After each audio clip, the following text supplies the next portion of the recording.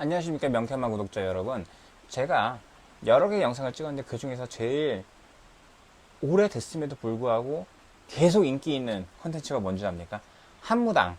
그래서 얼마 전에도 댓글로 한약을 먹고 간독성 때문에 자기는 굉장히 고생을 했었다. 간 수치가 올라서 고생을 했었다. 그래서 한의학을 안 믿습니다. 라고 하는 댓글이 하나 달렸더라고요. 그래서 제가 논문 하나 읽어드릴게요. 간단한 논문입니다. 환자 1000명입니다. 1000명. 1000명을 대상으로 한 연구 결과 한약으로 인한 간 손상이 발생할 확률은 0.06%. 드물단 얘기죠.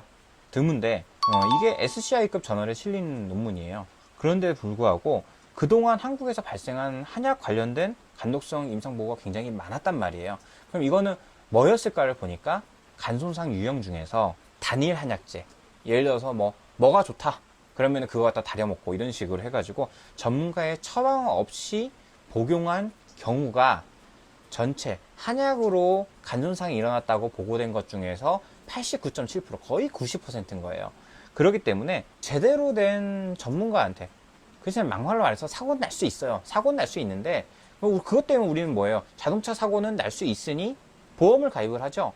그것처럼 사고가 날 수 있으니 당연히 의료인들한테 치료를 받아야 정말로 문제가 생겨도 그렇잖아요. 의료배상 책임이라든가 이런 걸로 인해서 최소한의 보상을 받을 수 있단 말이에요. 근데 TV에서 누가 뭐 좋다더라 이런 얘기 듣고 그냥 자기 마음대로 약재 시장 가가지고 아니면 인터넷으로 해가지고 구입해가지고 먹은 거예요.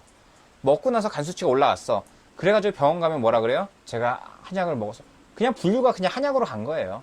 그러다 보니까 그렇게 해서 통계가 잡히다 보니 양의사분들은 건강기능식품 홍삼 그거 한약, 이것도 한약, 환자가 여주를 다려 먹고 당뇨에 여주가 좋다고 여주를 많이 먹었는데 간 수치가 올라, 이것도 한약, 이런 식으로 통계가 나오다 보면 당연히 그럴 수밖에 없습니다. 그렇기 때문에 이렇게 조금 더 그게 정말 어떤 한약이었는지, 정말 그냥 흑염소, 가물치, 잉어, 장어 이런 거 다려 먹고 나서 올라간 것까지도 전부 다 한약 때문이다. 그러니까 한약은 안 된다. 이런 식으로 하는 거는 정말로 과학적이지도 않고 굉장히 어떻게 보면 한 직종에 대한 좀 이제 편향적인 그런 공격이 아닐까 싶습니다. 그렇기 때문에 그 댓글 다신 분도 제 생각에는 물론 이제 정말 한약을 복용하고라고 얘기하시는 거 보면은 한의원에서 처방을 받았는데 그런 경우가 있었을 수도 있겠다 싶고 안타깝기도 하지만 정말로 제대로 된 한의원에서의 처방은 그럴 일이 많이 드무니까, 그리고 그런 일이 발생했을 때 거기에 대한 수습이나 이런 부분도 해나가는 게 의료거든요. 예를 들어서 여러분 혈압약 복용했을 때 어때요? 혈압약 복용했을 때 혈압이 더 올라가거나 조절이 안 되는 경우 있죠. 그럼 거기에 맞춰서 또 다른 약으로 다시 한번 투여하고 이러면 점점 나한테 맞는 걸 찾아가잖아요. 근데 그런 과정 무시하고 그냥 점쟁이처럼 한 번에 딱 맞춰가지고 무조건 증상도 좋아져야 되고 간 수치도 이상이 없어야 돼. 그것까지 완벽하게 된다?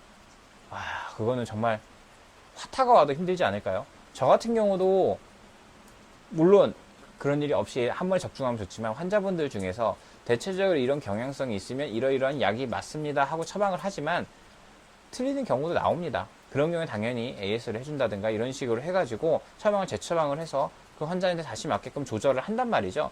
근데 이거 갖다가 무조건 그냥 한약 때문이야, 그러니까 한약은 나빠, 이렇게 생각한다고 그러면 사실상 타이레놀, 그죠? 유럽에서는 안 쓰죠?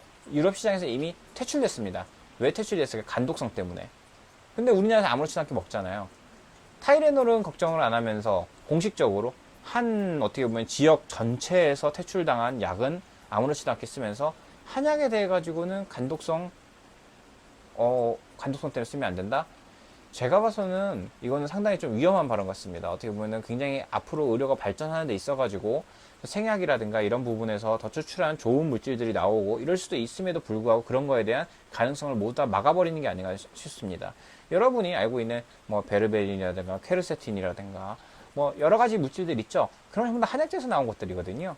그런 것들이 지금은 어때요? 굉장히 과학적으로 밝혀져서 기능의학을 하신다는 분들이나 영양제, 약사, 이런 거, 약사분들이 영양제 같은 거, 이런 거 설명할 때도 보면 그런 것도 굉장히 많이 활용되잖아요. 근데 그런 부분들이 언제부터 무조건 안 되는 약입니다, 무조건 간을 망가뜨립니다, 이렇게 했었으면 그렇게 발전 못 했겠죠.